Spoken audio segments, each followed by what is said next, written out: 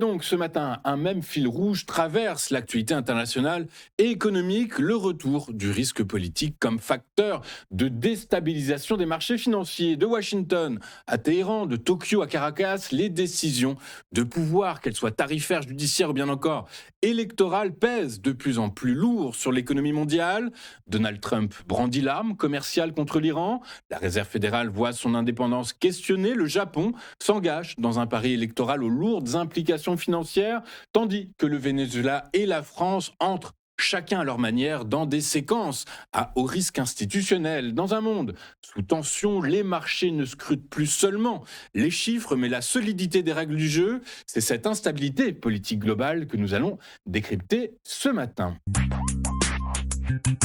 Donald Trump dégaine une nouvelle fois l'arme tarifaire, cette fois contre tout pays faisant affaire avec l'Iran, puisqu'une surtaxe de 25% sur l'ensemble de leurs exportations vers les États-Unis est applicable désormais immédiatement. Derrière cette annonce spectaculaire sur les réseaux sociaux se dessine une stratégie d'asphyxie économique soigneusement synchronisée avec les manifestations massives qui secouent Téhéran depuis plusieurs semaines. Sur le plan technique, le mécanisme repose sur les sanctions secondaires, c'est-à-dire qu'elles visent à dissuader les partenaires commerciaux de l'Iran, au premier rang desquels la Chine, principal acheteur de son pétrole, en les exposant à des pénalités tarifaires sur le marché américain. L'objectif affiché est double: priver la République islamiste de ses recettes pétrolières, vitales pour le régime, et contraindre ses soutiens à un isolement progressif du pays. Mais cette logique unilatérale se heurte à la complexité des échanges mondiaux. Pékin, loin de céder, a encore accru ses importations iraniennes le mois dernier et pourrait détourner une partie des flux vers ses raffineries indépendantes au détriment, cette fois, des exportateurs américains de brut. En s'en prenant simultanément à ses partenaires et adversaires, Washington risque d'affaiblir sa propre position sur l'échiquier énergétique. Le timing, lui, est particulièrement mal choisi puisque ces nouveaux tarifs menacent la fragile trêve commerciale conclue avec la Chine fin 2025, compliquent les pourparlers avec l'Inde, déjà critiquée pour ses achats d'hydrocarbures russes, et s'inscrivent dans un climat juridique incertain alors que la Cour suprême doit examiner dès demain la légalité de certains tarifs planchers instaurés par l'administration du président républicain. Sur les marchés, la réaction ne s'est pas fait attendre, la volatilité du pétrole s'est accentuée, la prime de risque s'est tendue sur les devises émergentes. En filigrane, la dimension militaire réapparaît puisque des frappes ciblées contre des sites iraniens non nucléaires seraient à l'étude, rappelant l'opération menée contre Caracas en 2024. En mélangeant instruments commerciaux, sanctions économiques et démonstrations de force, Donald Trump transforme une fois encore la diplomatie américaine en un véritable casino géopolitique où chaque coup de poker élève le niveau de risque mondial. Et comme le rappellent les économistes, les chocs pétroliers finissent toujours par se traduire en inflation et en ralentissement, une facture que ni les ménages ni la croissance mondiale ne peuvent se permettre actuellement.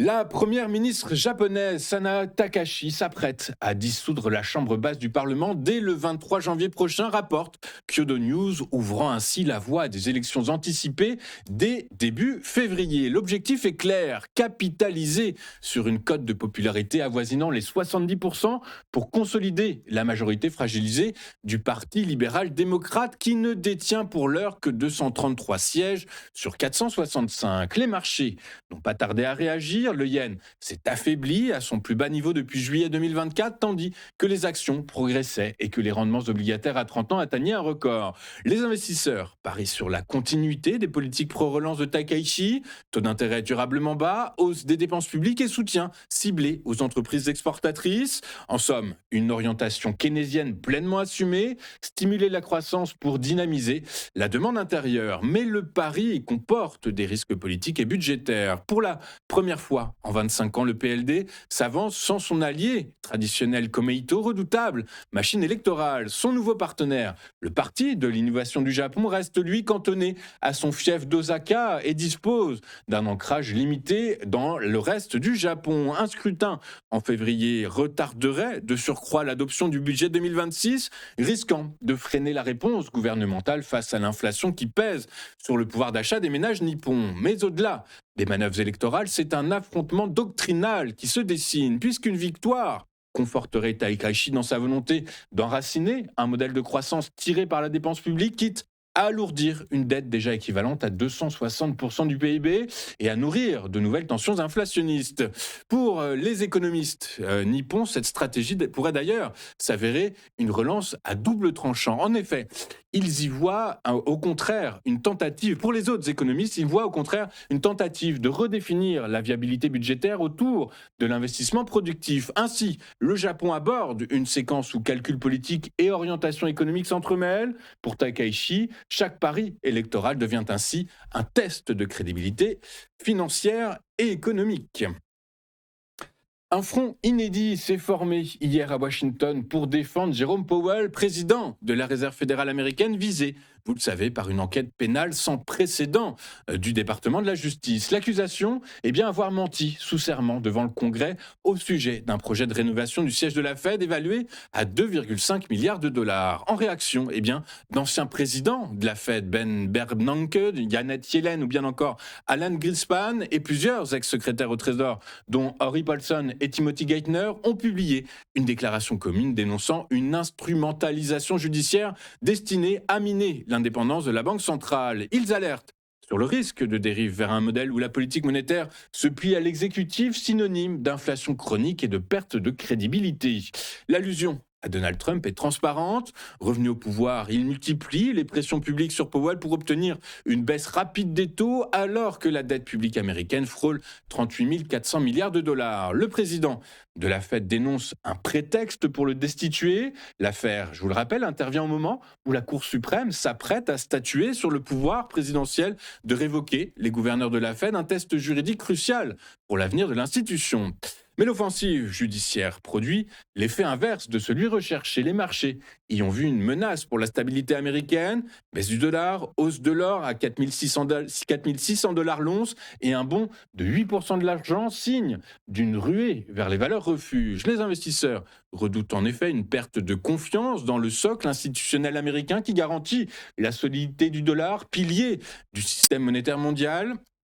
Sur le plan économique, cette crise révèle un paradoxe. On ne peut exiger une politique plus accommodante tout en sabotant la crédibilité de l'institution censée l'appliquer. Une banque centrale n'assouplit sa politique que lorsque la confiance et la stabilité des prix sont assurées. Or, en politisant la Fed, la Maison-Blanche nuit précisément à ces conditions. Pour les économistes, l'enjeu dépasse la seule personne de Jerome Powell puisque c'est la neutralité de la monnaie qui est en question. Si la Fed devenait un bras budgétaire au service du pouvoir, c'est l'ensemble de l'édifice monétaire mondial qui en subirait les conséquences.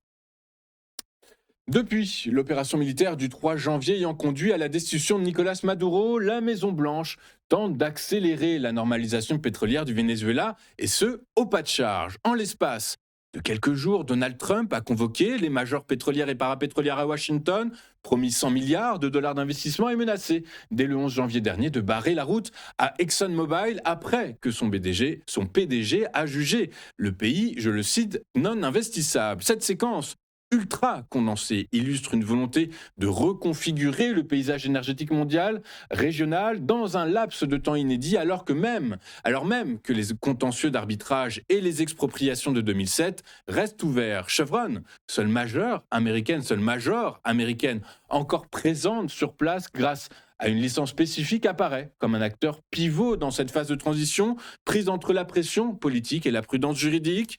Mais c'est surtout la temporalité que contestent les marchés et les dirigeants pétroliers. Darren Woods rappelle qu'un retour durable exige une refonte préalable du cadre légal, du système judiciaire et des lois sur les hydrocarbures, un chantier qui se compte en années et non en décrets présidentiels successifs.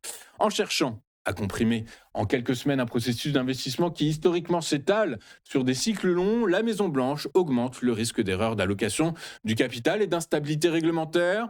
Pour les investisseurs, le calendrier imposé par Washington devient ainsi un facteur de risque à part entière, presque aussi déterminant que le prix du baril ou bien encore l'état des infrastructures vénézuéliennes.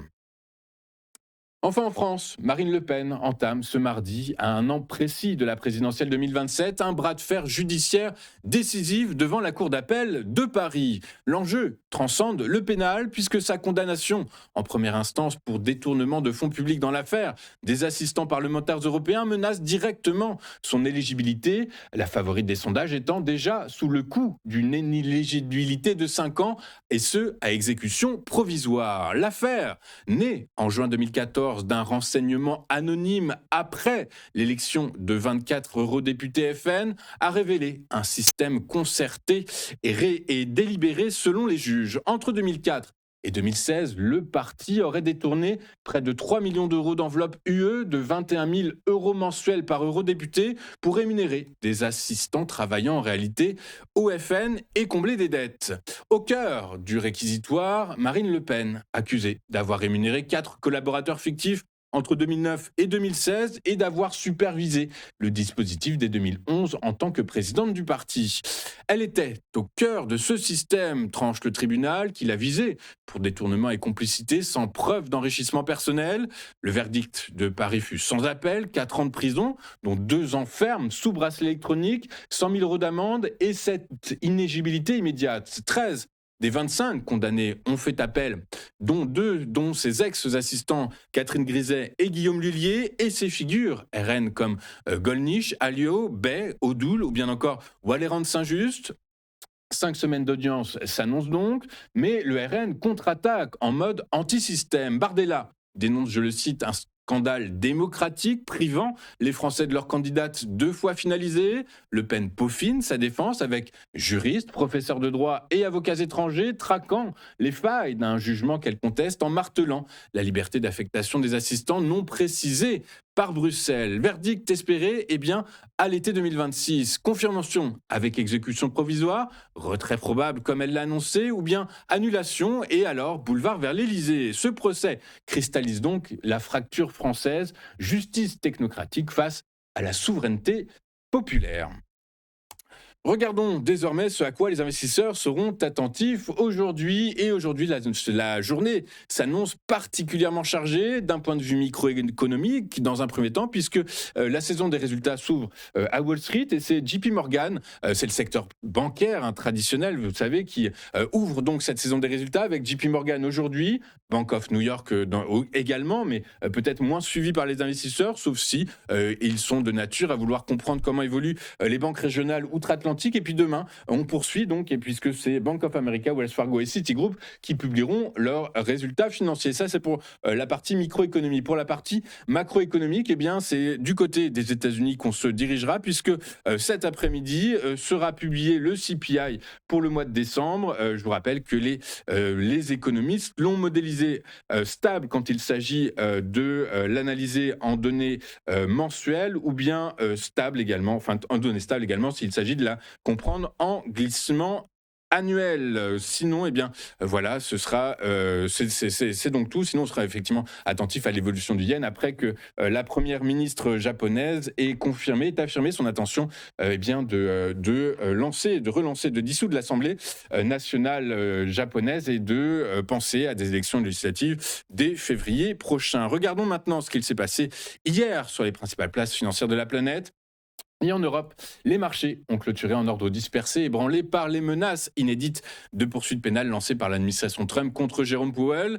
À Paris, le CAC 40 a cédé 0,04% et 8 358 points lestés par les valeurs bancaires sensibles aux turbulences du dollar. Francfort a rebondi, le DAX s'est adjugé 0,54%, porté par l'industrie lourde et les valeurs refuges. Quant au FTSE à Londres, il a pris, lui, 0,16%. Notez que l'Eurostoxx 50 a grignoté 0,21%.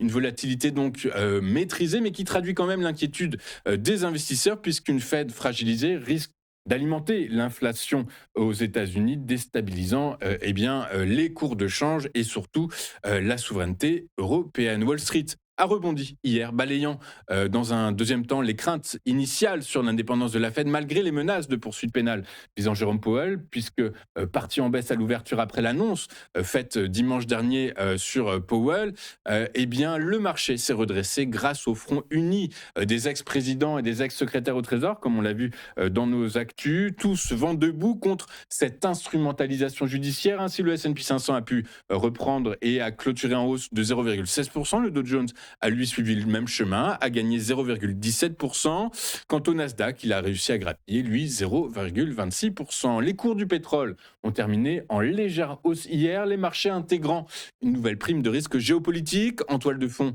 l'Iran, où les tensions politiques persistent. Les menaces répétées de Donald Trump évoquant une possible intervention militaire ravivent les craintes de perturbation de l'offre. Téhéran restant un acteur clé du marché avec plus de 3 millions de barils produits par jour, et des grèves ont été signalées dans plusieurs installations pétrolières. Pour autant, eh bien, les prix ne flambent pas. Les investisseurs jugent encore peu probable un blocage du détroit d'Ormuz.